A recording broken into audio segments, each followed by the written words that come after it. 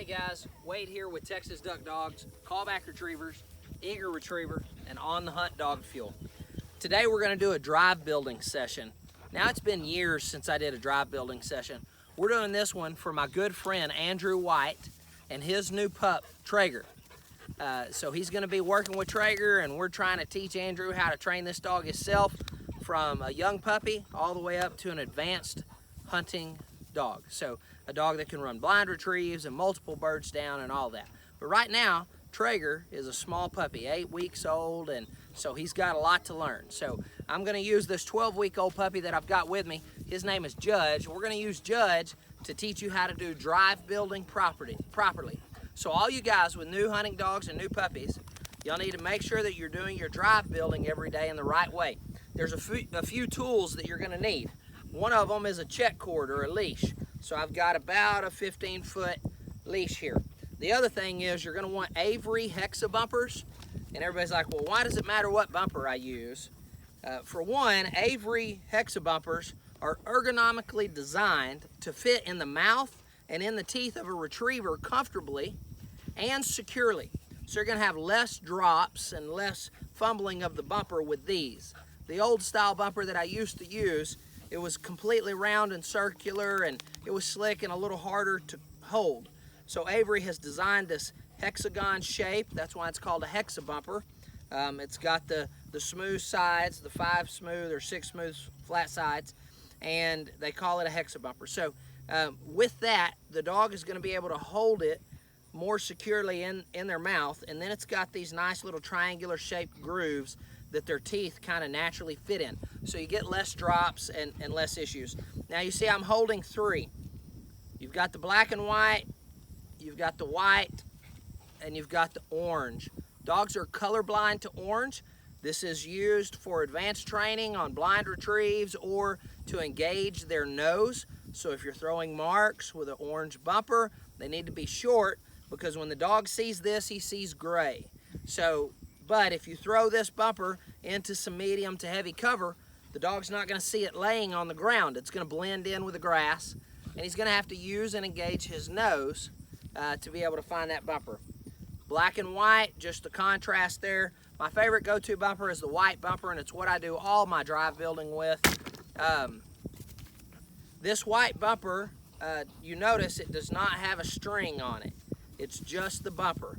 And that is intentional, because I get guys all the time that say, okay, my puppy keeps bringing the bumper back, but he's dragging the string. What do I do? What do I do? Well, cut the string off. Make sure there's just a bumper there for him to grab. So now we're going to get Mr. Judge, and we're going to see how he does with a drive build. Hey, pup. Good boy. So I'm going to undo my leash. Mr. Judge saw me toss those 2 example bumpers off to the side, so he's having a good time running around and developing some bad habits. I never ever want you to allow this to happen. This is a good example of what should not be happening. So if I was training this dog, instead of making a video, I wouldn't have discarded the bumpers at the base of the tripod and allowed him to pick them up and run around. This is how bad habits. Everybody's like, well, my dog won't bring the bumper back to me. I was like, well, you put him in an environment where he can choose to do whatever he wants to with the bumper, and he chooses not to come back to you, and that could be for a few reasons. So now I'm going to try to round Judge up. Hey. Boy, all right. So I used an old dog trainer trick there, and I used the second bumper in my hand there to attract Judge to me and bring him in. So today is not Judge's first day of drive building. He's probably had 5 or 6 sessions up to this point. When you're doing drive building, the dog should always be on a leash. You need to have control of the dog. This is key to prevent bad habits and bad behavior patterns from developing within your retriever. So I always encourage you to use a leash with your puppies. The second thing, and this is probably more important than anything else you do, these bumpers should not just be laying around the house or the yard for him to nonchalantly pick them up anytime he wants to engage. These bumpers need to be presented when you're ready to work and engage with the puppy and have fun and be excited. Drive building sessions, and please hear me when I say this, drive building sessions should be short, sweet, and fun. Short, sweet, and fun. No making him sit and heel and doing all this obedience. You do your obedience completely separate in a different part of the house or a different part of the yard. When you bring out that bumper, you engage your inner cheerleader and you become an excited idiot for the sake of transferring that excitement and energy over to your dog. And so that's what I'm about to do with Judge right here. The other thing, very key, very important, never do more than 2 or 3 throws. The worst thing you can do is what most owners do, and they throw the bumper 10, 12 times until the dog gets tired and quits retrieving it. So what you've done there is you've actually deteriorated or taken away from the dog's drive. He now's like, oh man, boy, towards the end, that wasn't any fun. That was a lot of work. I don't want to do that anymore. And I know a lot of guys that end up ruining their dogs by throwing them too many bumpers in the heat of the day, right in August in Texas, just like it is right now, and they kill their dog's drive. 2 throws, maybe 3. Short, sweet, fun, lighthearted, inner cheerleader. Here we go. Hey, hey, hey, hey. All right. Woo. Attaboy, good. Okay, good boy. Okay, good boy. All right. See, when he gets to me, I don't take that bumper right away. I encourage him to hold it, and I pet him, and I stroke him. Good boy. Okay, now I'm going to gently roll it out of his mouth. Hey, hey, hey. And we're going to do it again. Woo! Hey, hey, hey. All right. Good boy. All right. Good dog. Okay. Hey, okay. Good boy. Again, I didn't take that bumper right away. I'm stroking and petting and encouraging him to hold it, telling him good. Now I'm going to gently take it. Now, oh, where'd it go? And I simulate the bird flying away at the end so that he learns to never let it go, never drop it. So now that the bumper is away, out of his sight and out of my hand, it's just hidden under my arm here, now I'm back to calm, mellow tones. The inner cheerleader is gone. I'm trying to show him the black and white. Bumper is fun, exciting. When we're done with that, back to Joe Cool, easy, mellow, easy going. So I hope you saw a few things there. You probably saw the importance of this 15-foot leash, because when I tossed that bumper, both times he didn't want to come running right back to me. And even the second time, I pitched it a little too far. I didn't have the leash in my hand, and you saw Judge kind of turn to go the other way. I had to reach out with my foot and step on that leash and then reel him in. If you can do 2 or 3 throws like this, first starting off the first week or 2 in a common area, like the same part of the house, a hallway, or in the backyard, but quickly after that, you need to do it in new environments and new places. The dog's here in training with us. This little puppy is owned by a police officer in California named Jason Wood, and Jason has bought the puppy and left it here for me to train, and we're going to train it for a year, and then he's going to come and get it, and it'll be his family hunting dog and companion. So Mr. Judge here, he's got the opportunity to practice this drive building in a new, different place every day. So you need to do that too, a local park. And I don't recommend the dog parks, okay? Just find a place, not a dog park. You don't need the distraction of the other dogs or the diseases of the other dogs. Find a safe, remote place, an empty lot next door, or maybe your neighbor's house. Hey, your neighbor will think you crazy. Can I come over with my dog and do some drive building?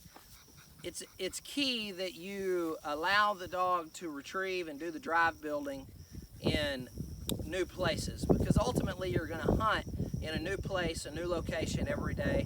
Every time you go hunting, it'll be somewhere different oftentimes. So get the dog really comfortable. Anyway, this is drive building. That's the right way to do it. I have done it for 20 plus years. It never fails. Encourage the retrieve. Keep it fun. Keep it exciting. Cultivate a love for the bumper. Now let me talk about introduction of birds. We're going to do introduction of birds similar, but we're going to use the bumper 6 or 7 days a week, and maybe once every 2 weeks, maybe, so that's twice a month, maybe 3 times a month, we're gonna use a bird, a pigeon or a teal, or maybe some wings that we wrap around the bumper and we zip tie them, and we're gonna get the dog comfortable with wings, and then eventually though it needs to be whole birds, but that needs to be limited use.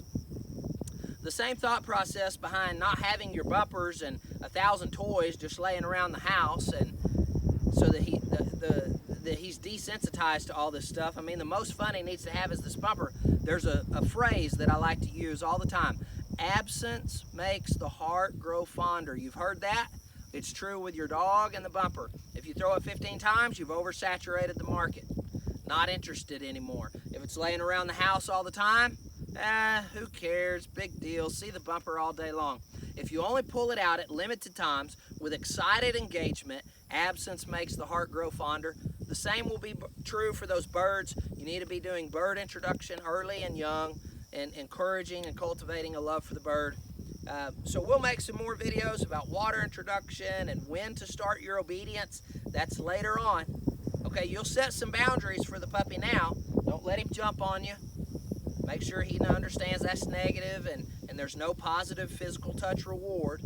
If every time he jumps on you, you bend down and pet him, or you even push him and kind of stroke him down and tell him, no, get down, he feels that positive physical touch, and he thinks you're rewarding him for jumping.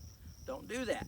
Make sure you withdraw physical touch, or any physical touch you give is perceived as negative by the dog, so that he understands that the jumping is unwanted. There's a lot we can say here. I'll make more videos of us and Judge. Again, this is from my good friend Andrew White and his new puppy Traeger. Now, all of our dogs eat On the Hunt dog fuel. On the Hunt dog fuel. It's owned by my family. We manufacture it with a local dog food mill. It's 100% made in Texas, and 100% of the ingredients are sourced in the USA. Let me talk to you real quick about dog food. I'm going to encourage you to flip your sack. This is the Flip the Sack Challenge. I'm going to go ahead and introduce this today. Flip your dog food sack over. You look at that ingredient panel. Ingredients. If there is corn, gluten, meal, or poultry byproduct on that panel, that's not good for dogs.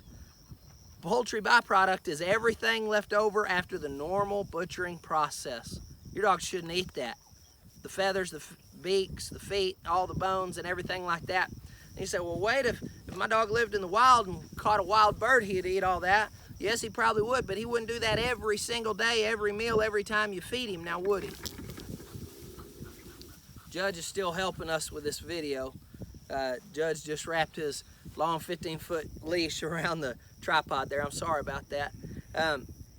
But your dog wouldn't eat that whole bird or that whole chicken every single day, every meal, every time he eats it, would he? No, he wouldn't. So stay away from corn, gluten, meal, and poultry byproduct. Now let me talk about the labeling on the back of the dog food package. If it says chicken meal, some of these companies label it chicken meal, some label it chicken. Why do the big guys, the big large corporate dog food companies, label it chicken?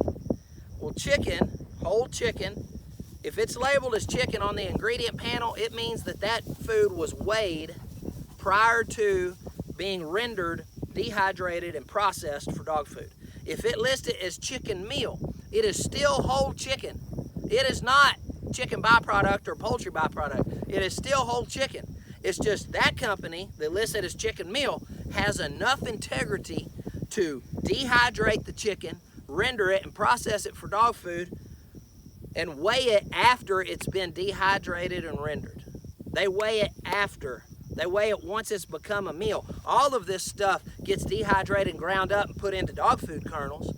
But the company that lists it as chicken meal is actually weighing that ingredient after they've already dehydrated it. When they list it just as chicken, they weighed it as raw chicken. So when you weigh that raw chicken against that, let's say their second ingredient might be corn gluten meal, which is bad for dogs, not necessary, not good, not highly digestible. It's just a filler they're putting in the dog food. But let's say they weigh that raw chicken next to that corn gluten meal. Well, that raw chicken has a lot of water and a lot of moisture in it, so it's going to weigh more than that corn gluten meal. So they get to list raw chicken as their first ingredient. If they had the integrity to go ahead and dehydrate that chicken and then process it, render it, and get it ready for dog food, it's going to shrink down. And now that corn gluten meal that's already been dehydrated, rendered, and processed and ready for going through the extruding process, now that corn gluten meal would weigh more than that chicken meal, and you would see that the dog food you're feeding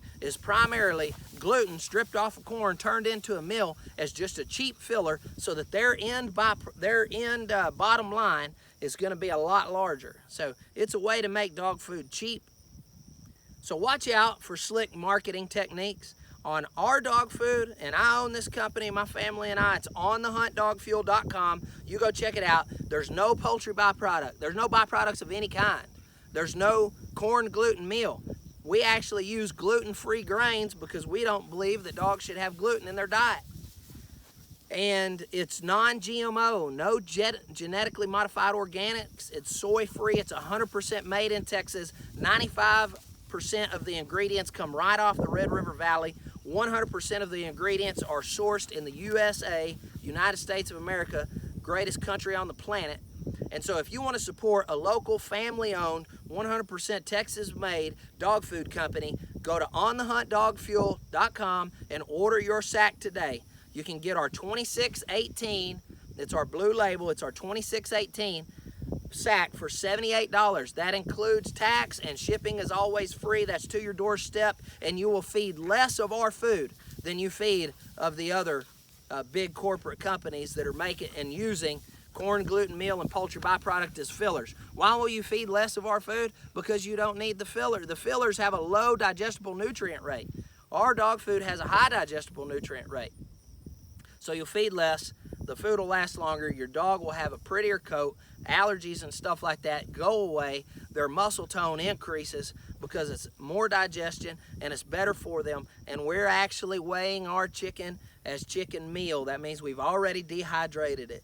We're not trying to be dishonest and do a clever marketing thing where we're weighing raw chicken and then we strip the moisture out of it and then compare it to the corn gluten meal that's already had the moisture stripped out of that. No, we don't do that.